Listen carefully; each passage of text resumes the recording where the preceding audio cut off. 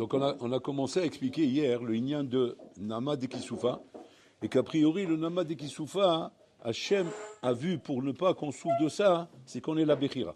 Donc maintenant on va essayer d'expliquer maintenant en quoi la Bechira. En quoi la Bechira enlève le Nama de Kisoufa. La Bechira, en vérité, c'est pas le pshat que parce que j'ai le choix maintenant et que moi j'ai décidé de faire ces choses-là, donc comme ça vient de moi, là, grâce à ça, j'ai pas un nama de Kisoufa. C'est pas ça le pshat. Le pshat, c'est qu'en fait, et deuxième point important, c'est que s'il s'agissait de Srav et Onesh, ouais, alors Vadaï qu'on n'aurait pas de problème avec Nama de Kisoufa. Parce qu'un bonhomme, il a travaillé. Il travaille tout le mois. On lui donne un chèque parce qu'il a travaillé. Il n'a pas de problème de Nama de Kisoufa. Il dit, je suis payé parce que j'ai travaillé. Donc il n'y aurait pas ce problème.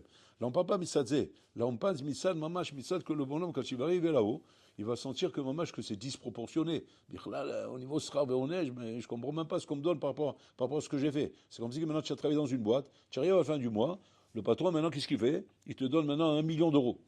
Alors que toi, tu as dit, oh, bah, maximum, il va. On t'a dit qu'il est généreux, mais combien je touche 10 000, 20 000 1 million, c'est quoi le plat? Alors je vais le voir, moi je dis, attends, j'ai un problème là. Et il me fait peur celui-là. S'il veut qu'un million d'euros, il a un coup derrière la tête, il est en train de faire des magouilles, il va savoir. C'est pas possible, il y a un problème. C'est que je serais gêné de recevoir 1 million d'euros si même je ne sens pas que j'ai fait ce qu'il fallait pour les recevoir. Donc c'est-à-dire que quand on a un décalage comme Olam Haba par rapport à Olam Hazeh, à tel point que les Chami disent Srab Mizvot al Malika. Il n'y a pas de Srab Mizvot dans ce monde. Pourquoi? Tu ne peux pas payer une mitzvah. Une mitzvah, c'est infini. Il y a pas le monde, il est trop petit, il est comment dire, trop banal, trop petit, trop minuscule pour payer une seule mitzvah. C'est une pièce dans la zakat. Le Olam Hazeh ne peut pas te payer. Donc Olam Haba, hein, il n'y en a rien à mis. Mais le Olam Haba, c'est disproportionné par rapport à ce que tu as fait ici. Donc c'est quoi le pshat? Le pshat, il est comme ça. Seulement quand tu arrives, Enachinami, à être à l'image d'Hachem, c'est Elohim, où tu es mamash kaviachol, comme si tu es devenu kavao une mitzvah toi-même d'Hachem, bezeranpin. Bezeranpin, c'est-à-dire à petite dimension. C'est-à-dire qu'à petite dimension, Enachinami, c'est un petit modèle, mais ce petit modèle-là, est exactement comme le grand modèle. Mais simplement petit, un peu comme un bébé. Un bébé, les marassis, il y a tout ce qu'il y a sur un adulte. Il y a tout. Il y a tout pareil. Simplement, ça doit se développer. Mais les marassis, tout est là. Du moment où il est là, qu'est-ce que je dis? Je dis, voilà, un Ben Adam, c'est un Ben Adam. Ça, c'est un garçon, ça, c'est une fille. Non, tu ne vas pas dire, non, tant qu'il est petit, il n'est pas Ben Adam encore, c'est un embryon encore. Et là, après, il va devenir une grenouille. Après, il va devenir ça. Bapitom. Ou Gva Ben Adam, Shalem, Bekol Evarav, Bekol Misiuto, il a cette Misiut. Simplement, maintenant, il doit grandir. Il a fait. Là, c'est pareil. Quand tu arrives à atteindre, mamash, comment dire, cette Misiut d'Hachem, à travers toi-même, Betselem Elohim, à ce moment-là, cette Misiut d'Hachem et Nachinami, mérite d'avoir Olam Haba. Et là, à ce moment-là, il n'y a pas de décalage. Pourquoi? Parce que dans la Mitzvot Kaviachol, tu es réellement Tselem Elohim. Alors, on va expliquer comment ça marche. Comment j'arrive par rapport à la Bechira, arriver à ça. En quoi la Bechira m'amène là-bas? La Bechira, en vérité, c'est l'acte qui va t'amener, Nachinami, par tes choix dans la vie, par rapport à la milchama que tu as, par rapport aux tentations qu'il y a déroulées. Et que toi-même, tu es bocher, de faire une chose, de ne pas faire une chose. Tu as choisi d'agir d'une certaine manière, de faire une certaine chose, qui vient en hommage de toi-même. Étant donné que cette chose, vient de ta propre Bechira par rapport à toi-même, là, tu as réussi, Nekuda Azot, d'être miyuchad. D'être miyuchad comme Hachem il est miyuchad. Parce que tu as réussi à faire cette chose-là par toi-même. Mais pas ta miyuchad be'asmera. C'est-à-dire quoi? C'est-à-dire que ressembler à Hachem, c'est être miyuchad. C'est quoi être miyuchad? C'est arriver à faire des choses par soi-même dans la vie. C'est ça être miyuchad. Après, quand tu arrives à faire des choses par toi-même dans la vie, là, tu es miyuchad. Je vous raconte une histoire, vous allez voir ce qui s'est passé. Une histoire qui s'est passée avec Rav Yaakov Zond, qui est le maître du Chinour. Le maître du Chinour. Tes parents, ils amènent un enfant chez le Rav, et il dit, regardez, que votre Rav, on a un problème, voilà, il a fait la bar mitzvah, maintenant il a 14 ans, le coulé, Pitom, il arrive à la maison un soir, plus de péote, rasé, mais il fallait un punk, ouais, Shem Anahem, mais ils ont dit, mais on l'a pas reconnu. Il dit, mais dis-moi, tu t'es fait attaquer par une bande d'Arabes ou quoi? Tu es tombé dans une embuscade? Il dit non. On dit quoi? Qu'est-ce qui t'est arrivé? Rien. Je suis parti chez le coiffeur, j'ai tout enlevé. Et pourquoi comme ça? Comme ça, j'aime. 14 ans, comme ça. Des parents, bien sûr. Tzadikim, les parents. Le père t'aime tracha. Moi, je crois même que si je ne me trompe pas, un Rosh Yeshiva. On parle de très lourd, du gros calibre. Et l'enfant, Pitom, il a un punk devant lui. Alors qu'ils sont très bons yeshiva. très bon yeshiva, yeshiva ktana, bien comme il faut, clac, comme ça il a tourné. Bien comme ça, bon, il parle avec les parents, il regarde un petit peu, après il dit, bon, sortez, je veux parler avec l'enfant, je veux parler avec le garçon. Alors maintenant, il attrape le garçon, il lui pose une question. Il dit, je te pose une question, mais réponds-moi franchement. Pourquoi tu as coupé tes péotes? Comme ça, il lui demande. Et l'enfant, il lui répond, je n'ai pas coupé mes péotes. Tu te moques de moi, quoi. Regarde, tu vois bien que tu les as plus? Il dit, oui, mais c'est pas mes péotes que j'ai coupées. Alors, c'est les péotes de qui que tu as coupé? Les péotes de mon père. Tu as coupé les péotes de ton père? Mais mon père, ton père, je le connais, il a des péotes. Ouais, mais il a voulu en avoir aussi chez moi. Et moi, je suis pas le porte-manteau de mon père. Je suis pas là pour porter les péotes de mon père. Donc, ça me va pas. Donc, tout ce qui était de mon père, je l'ai enlevé. Il a changé de kippa, changé de pantalon, changé de chemise, changé de truc, il a tout changé. Maintenant, nous, comment on est dire ça? On est dire ça. Waouh, il a déraillé, le pauvre. Il a déraillé, Nirshan, Nafal, waouh, Shem Alahem, qu'est-ce qu'on fait avec ça? Maintenant, c'est un électron libre, celui-là. On ne sait plus quoi, on sait plus où les mettre, ces gens-là. Ouais. Et là, il vient, Rav Kofson, il dit non, attention. Il ne faut pas se perdre. C'est pas parce que dans le système, il nous dérange. C'est pas parce qu'il dérange dans le système, ouais, que ça veut dire qu'on a compris cet enfant. Genre, comment on comprend dans le système? Ah, il dérange. Ça y est, hop. Bon, d'accord. C'est parce que le système n'a pas le temps, n'a pas les Corans, n'a pas le son. Ok. Mais en attendant, c'est quoi le problème? Le problème, il l'a dit. C'est quoi le problème? Il a dit, je suis pas là pour porter les peaux de mon père. Je suis pas là pour me déguiser et porter l'habit que mon père veut me faire porter. Je suis pas là-bas. C'est pas mon habit, c'est pas mon truc. Je suis pas là-bas. Bon, comme ça, il a dit, ok, j'ai compris le problème. Je vais parler avec tes parents. Donc il a parlé avec les parents. Il a dit, bon, là, il faut le sortir de votre famille. On va le mettre dans une misguérette spéciale. Rabbi Kofson lui-même, il a dit misguérette comme ça. Et là-bas, on va s'en occuper. Alors, il dit, mais non, mais il faut le secouer, il faut lui faire du mal. On n'est pas là. Il a pris le père comme ça, il a dit, avec tout le respect que je vous dois, vous êtes un Talmid Chacham, ouais, vous connaissez rien là-dedans, laissez tomber. Les dégâts sont assez grands, donc laissez tomber. Bon. Ils l'ont récupéré. Il l'a mis dans une cigarette roulée. Bon, le bonhomme, il est passé 1 an, 2 ans, 3 ans. Voilà. Et puis, tu vois, il laisse les péotes. Il commence à laisser pousser les péotes. Il commence à reprendre une petite pas normale. Il commence à s'habiller normalement. C'est tout, maman, bien impeccable. Comme les parents voudraient. Avec Olson, il le convoque à nouveau. Il dit, tu peux m'expliquer, c'est quoi le malach? Tu as enlevé tout ça maintenant. Qu'est-ce qui t'a amené à remettre ça? Il dit, parce que maintenant, c'est mes péotes à moi. Maintenant, c'est mes péotes à moi. C'est ma kippa à moi. C'est ma chemise à moi. C'est mon pantalon. C'est ce que moi, je veux faire ici. Et ça, oui, ça, je suis prêt. Et là, comme ça, il nous explique un Yesod. Un Yesod qui vient rejoindre ce qu'on est en train de dire ici. Hachem, quand il a créé l'homme, il a donné la Bechira.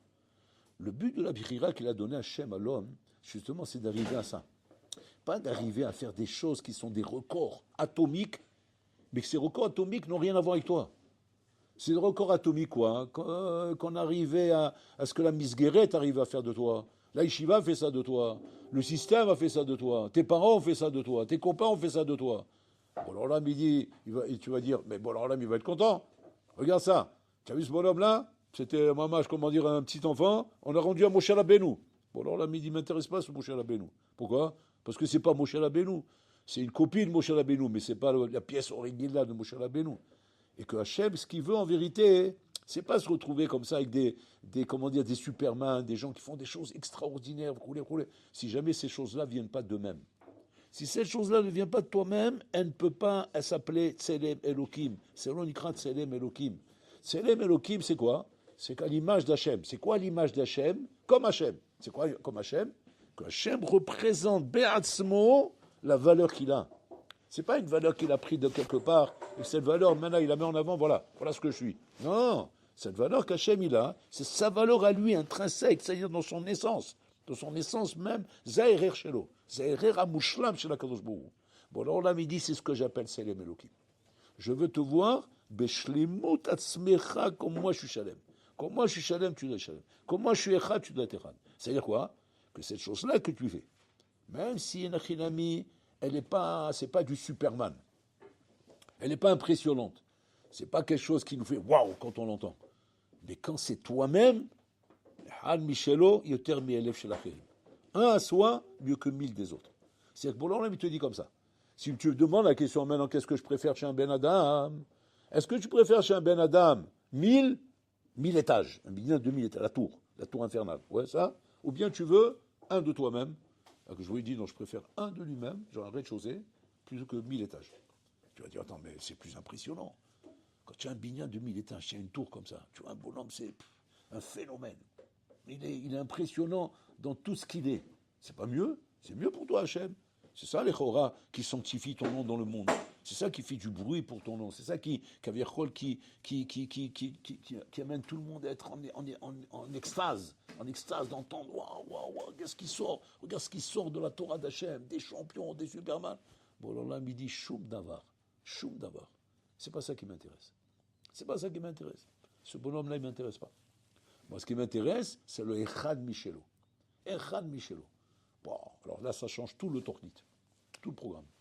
Parce que maintenant, il va falloir qu'on trouve maintenant comment s'accorder Rabotaï. D'un côté, avec les chiffot, ouais, qu'on te donne pour te faire avancer dans la vie. On dit, allez, bats-toi, nous tue-toi, frappe-toi un peu, nous bouge un petit peu, allez, des chiffot. C'est quoi tes chiffot?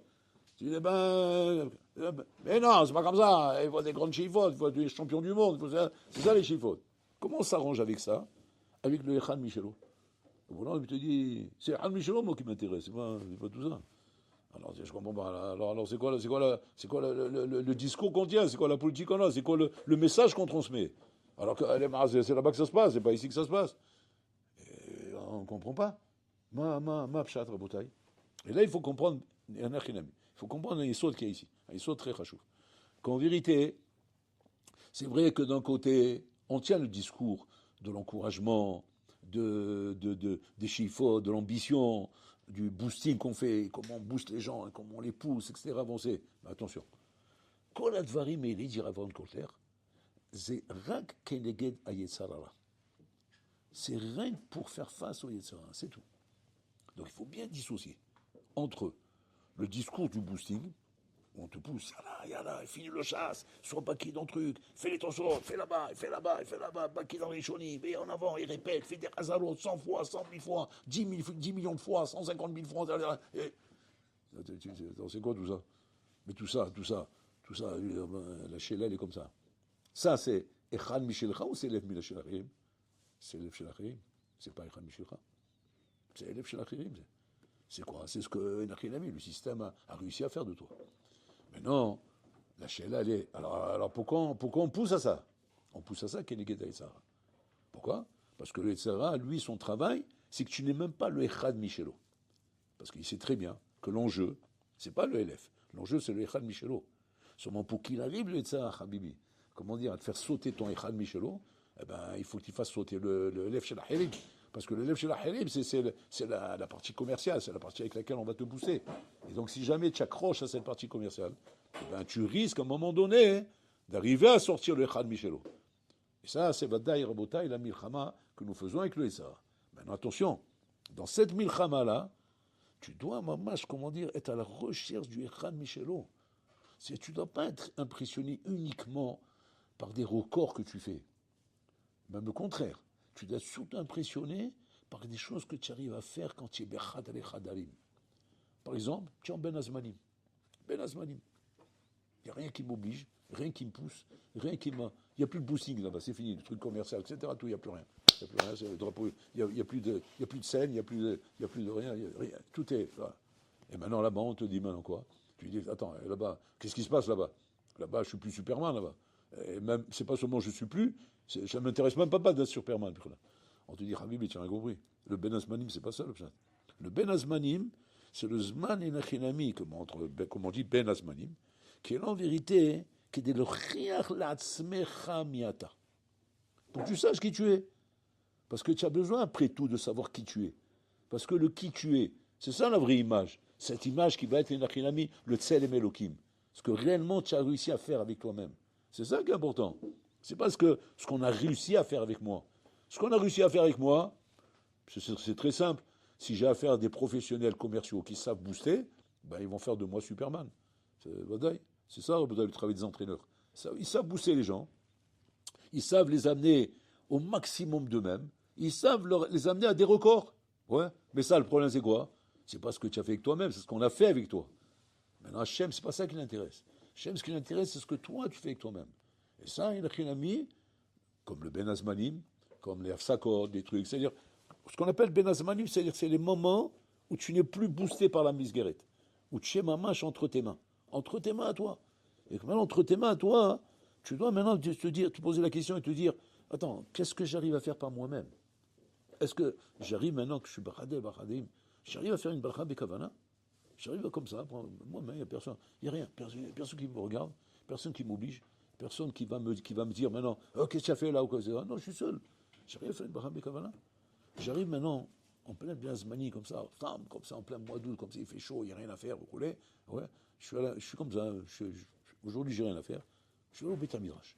Je vais m'asseoir à étudier. Combien tu vas étudier? 1 heure. Au bout d'1 heure, je vais m'endormir parce qu'il fait chaud. Et je suis seul, et je n'ai pas l'encadrement, je n'ai pas le feu autour de moi. Mais 1 heure, je vais m'asseoir à étudier. Ça, c'est le Echad Michelot. Ça, c'est le Echad Michelot. C'est-à-dire, ça, c'est le tamsit, c'est le concentré, oui, de toute la mousse du Elef chez la Hirim.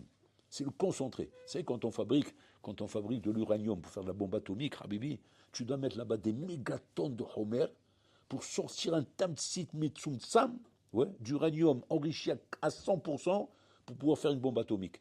C'est exactement ça, Rabotai. Comme quand tu as voulu faire dans le Beth Amikdash, Shlomo Ameler, il a voulu faire maintenant la menorah en or. Et là-bas, il a dit, il a tellement purifié l'or, c'est qu'il n'arrêtait pas, Rabotai, de le passer pour sortir là-bas, mamash, kikar zahab. C'est-à-dire, on parle, mamash, d'un or, Rabotai, tellement purifié qu'il n'y a plus du tout de Homer si c'est l'or. Mais, Habibi, tu sais combien de tonnes d'or il te faut pour ça? Pour sortir une boule de pédant comme ça d'or. Mais il faut des tonnes pour sortir ça. Tu vas dire, ça vaut pas la peine. Ah ouais, il fallait pas nettoyer, il fallait pas raffiner. Laisse-moi à l'état brut. Ouais, mais à l'état brut, c'est pas le même produit. Ça n'a rien à voir. Là, c'est le tamsit. Là, c'est l'extrait. Alors que là-bas, c'est le golem. Il y a le golem et il y a le tamsit. Et ce qu'on veut, c'est le tamsit, on ne veut pas le golem. Bon, alors là, c'est pareil. Donc ça veut dire que, si tu te demandes la question maintenant, pourquoi il faut tellement de hamal et de travail et de boosting et de moussa pour se chauffer, démarrer, et s'envoler dans tous les sens. Pourquoi il faut tout ça, Rabotai? Il faut tout ça pour pouvoir sortir ce tamsit là. Ce Echad Michelo Rabotai, qui est le Tselem Elokim, qui va t'amener Rabotai au Olam Haba. Et c'est ça qui amène le Olam Haba. Le Olam Kaviachol ne peut pas rentrer dans le Olam Haba, Rabotai, un golem, ou quelque chose bichlal qui est rov sheker, mazé sheker. Pas sheker dans l'absolu, parce que, mitorshilo lishma balishma, mais pas assez raffiné pour être un produit du Olam Haba. Pour être un produit du Olam Haba, il faut un produit raffiné, Rabotai. Comme cette histoire qu'on raconte à chaque mois avec Rabbi Yossi Ben Kisma, qui était le maître de Rabbi Hania Ben Teradion. Et quand Rabbi Hania Ben Teradion, il a entendu que son maître est malade, il est venu lui rendre visite. Ben, il va Keroto. Et quand il est venu, Ben Vakeroto, il a vu qu'il était grossesse, qu'il était à 2 doigts de mourir. Alors il en a profité. Il dit, maintenant mon maître, il va mourir, je vais lui poser une question qui me tient à cœur, avant qu'il s'en aille de ce monde. C'est quoi la question qu'il lui demande? Rabbi, j'ai Olam Haba ou pas? Bon, les Mfarchim posent la question, pourquoi tu n'as pas demandé ça avant? Pourquoi tu n'as pas demandé quand il était en plein shiur, je sais pas, un jour tu t'assois à côté de lui, Rabbi, j'ai Olam Haba? Il dit non, il aura pas la bonne réponse. Pourquoi il n'aura pas la bonne réponse? Parce que là, le Rav, il est encore en phase de t'encourager. Et dans l'encouragement, il va te dire, bata, tu es un tzaddik, barouche, t'as bien Olam Haba. T'inquiète pas, continue comme ça, il y a de l'espoir. Bon, ça c'est la réponse qu'il m'aurait donnée là-bas. Mais là, il va mourir. Il va mourir, c'est dans quelques secondes, il va passer de l'autre côté. Et l'autre côté, c'est Olam Haemet. S'il y a un moment où un bonhomme n'a pas envie de mentir, c'est à ce moment-là. Parce que là, Habibi, là on l'attend, Habibi, casque intégral, avec la canne de baseball, et chez Mishma, on lui ouvre le crâne en deux. Donc là, il n'a pas envie de mentir. Donc là, il est minoutak des ta'avot du Olam Hazé. D'ailleurs, c'est pour ça que Rabbi Meir, on dit, comment il avait réussi à faire tchouba à Isha Ben Abouya, à Acher, parce que Isha Ben Abouya, il n'y a pas moyen de faire tchouba. À chaque fois qu'il dit, fais tchouba, tarzor becha. Rabbi Meir, qui était son élève, il avait de la peine pour son maître. Il le voyait faire Mehal Shabbat, Ban Menan, il faisait des trucs de Shigaon. Et il lui disait, qu'est-ce qu'il lui disait? Regarde les tsara qu'il avait. Shamati, Mahora Pargor, Kulam Chosrim Chus Me'acher. Un bas de col qu'il entendait comme ça. Tous les jours, il entendait ce bas de col. Avec ce bas de col. Mais c'est ça là. C'est le Satan qui lui fait entendre ce bas de col. Ça, c'est un peu le bas de col que chacun il entend quand il dit, moi, je ne pourrais pas faire tchouva. C'est pas pour moi. Qu'est-ce qu'il a fait, Rabbi Meir? Il n'arrêtait pas, jusqu'à qu'il a il a attrapé au moment qu'il était grossesse, au moment qu'il allait mourir. Au moment qu'il est grossesse, à ce moment, il n'a plus d'oration de Olam Hazé Kavechol. Il est en train de voir que ça y est, la mort, elle arrive. Et là, à ce moment-là, il commence à comment dire, à réfléchir, un peu à paniquer, etc. Donc ça enlève beaucoup, pratiquement tout les travaux du Olam Hazé. Et là, à ce moment-là, il est mis boule balle par rapport au passage dans lequel il va passer. Et là, Rabbi Meir, il vient à ce moment-là. Il dit, Rabbi, Tarzor Betchouva. Et là, Pitom, il ne lui donne plus la même réponse. Qu'est-ce qu'il dit? Il dit, Efchar, et il meurt. Et ses yeux se ferment. Et Rabbi, à ce moment-là, il crie, Rabbi Meir, il crie, Acher Chazar Betchouva, Risha Ben Abouya Chazar Betchouva. Bah, tout le monde était en extase. Comment il a fait? Rabbi Meir, il a réussi à faire Tchouva à Risha Ben Abouya. Incroyable. Après, il l'a enterré. Et après qu'il l'a enterré, il s'est passé un truc à Tchoum. Il sortait de la fumée noire de sa tombe. Comme ça, les gens ils se déplaçaient pour voir ça. C'était un truc à Tchoum. C'est la mer morte, c'est la rigolade à côté. On cherche des merveilles dans le monde, mais là, les gens, j'ai tous les côtés. Il y a une tombe, il sort une colonne de fumée noire. Ils ont regardé, ils ont regardé, ils ont amené les pompiers, ils ont peut-être il y a un incendie, peut-être la tombe, peut-être dedans il y a un incendie. Bon, ils ont tout vérifié, il n'y a pas d'incendie, il n'y a rien du tout. Et là-bas, c'est Rouhani. C'est une fumée noire qu'ils ont, c'est là. Jusqu'à qu'à la fin, ils ont demandé au Gdolim, ils ont dit c'est la fumée du Guinam. Il est en train de brûler au Guinam. Il a fait tchouva, et grâce à ça, tchouva, là, on veut au Guinam. C'est-à-dire, c'est un saut de rentrer au Guinam. Mais si même le Guinam, il n'aurait pas pu le supporter. Donc il a pu rentrer au Guinam grâce à la tchouva. Ok? Combien de temps elle a duré cette fumée? Combien de temps elle a duré? Jusqu'à Rabbi Yohanan. Rabbi Yohanan qui est parmi les premiers Amoraïm. Donc on est déjà passé des Tanaïm aux Amoraïm. Combien de temps? 500 ans.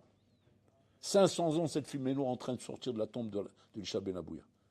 Quand Rabbi Yohanan il est venu pèleriner Isha Ben Abouya, il a dit Ma, Kacham Ashirim est arabe, Beginam, c'est l'autre auto, il faut le sortir du Guinam. Il a fait un tikkun là-bas à Rabbi Yohanan, et puis on voyait une fumée blanche sortir de sa tombe. Zéro. Achav, Isha Ben Abouya, Nichnas le Gan Eden. Maintenant, il rentre au Gan Eden. Il a fait. Et là, on voit que quoi? On voit, mamash, que. Qu'est-ce qui fait qu'un homme va sauver mamash d'Ochel quand c'est Gan Eden ou pas Rabotai?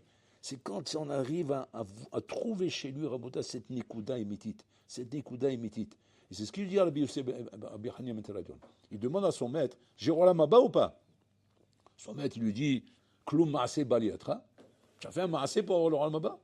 Comment ça, Kloum? Mais tu rigoles quoi? On m'a kilot berabim. Il prend un Sefer Torah, il fait Mishurut Nefesh, il se met en danger. Marzir Anashim Betchouva, Be'alafim. C'était un Superman. C'était un phénomène dans le Bihan Mitrayon. Il lui dit, tu as fait un Maaseh pour avoir le Maba? Alors maintenant, les Farshim, il demande la question là-bas, il dit, mais c'est quoi sa question? Je comprends, il connaît, peut-être qu'il n'est pas au courant de ce qu'il fait. Il dit, non, il savait ce qu'il fait. Seulement, il lui donne Maaseh chez le Kloum. Kloum Maaseh. Baliatra, c'est Maaseh chez le Kloum. Maaseh chez le Kloum. Maaseh qui n'a rien à voir avec le Acherim. Un Maaseh qui vient de toi. Que là-bas, personne t'a poussé à faire ça. Si c'est pas par toi-même. Moi, un Maaseh comme ça. Et là, il y a même le truc là-bas d'Azdaka, etc. Il dit, ah, c'est comme ça. Alva, je suis comme toi. Alva, que je t'en là bas. Alors le marché pose la question, mais je ne comprends plus rien. Mais il avait la bonne zaka, mais nous aussi on peut faire ça. D'accord? Je pense que je suis certain, je demande n'importe qui ici. Dis-moi, je te pose une question. Ouais. Tu avais prévu maintenant d'acheter un paquet de Garo. Malboro. Donc il a prévu comme ça son petit billet. Maintenant, lui, il a prévu de donner la zaka. Mais je ne sais pas comment il s'est arrangé, ça s'est mélangé. Maintenant, le problème, il ne sait même plus ce qu'il y a là-bas, ce qu'il n'y a pas là-bas. Ouais. Je te pose une question. Bon, on ne parle pas de genre des millions d'euros. Ouais, bien. Qu'est-ce que tu vas faire? Tu vas dire, laisse-moi tranquille, moi, la zaka, on verra une autre fois. Ou bien tu vas tout donner à la zaka. Je suis sûr que vous allez me dire, maintenant quand on donne la zaka, rien que pour 10 millions, vous allez faire ça. Ouais, de peur qu'il va m'arriver quelque chose. Donc vas-y, je mets de la zaka. Tu vas dire alors quoi? Alors on est tous à la madega de Rabbi Hamid Aradion. Elle est belle à faire. C'est ça le Olamaba, comme il a dit là-bas? C'est comme ça, on est bon. On est bon, Rabbi. Et est-ce qu'il marche à Satsoum? Il dit là-bas, le marchar, Rabotai, qu'en vérité, non. Quand il a dit avec Shechil Kechecha, c'est ton maaseh shel klum uchliach al kol hagadlut shelcha. Ton maaseh shel klum ba l'ochiach al kol hagadlut shelcha. C'est votre que ton olam haba, il est digne de tout ce que tu fais. Seulement tant que je ne voyais pas le maaseh shel klum, Tout ça, c'est des zéros. 0, 0, 0, 0, 0, 0, 0, 0, 0, 0, 0, 0, 0, 0, 0, à l'infini. Quand c'est que tous ces zéros deviennent quelque chose, si tu mets 1 devant. Tant que tu ne mets pas le 1 devant, ça reste 0. Même si c'est des zéros à l'infini. C'est quoi le 1 devant? Maaché chez le clou, maaché chez le rein. Mais c'est dont il est aéré chez le massi. حفاظ مان سيدكو يجي تولا في أدير.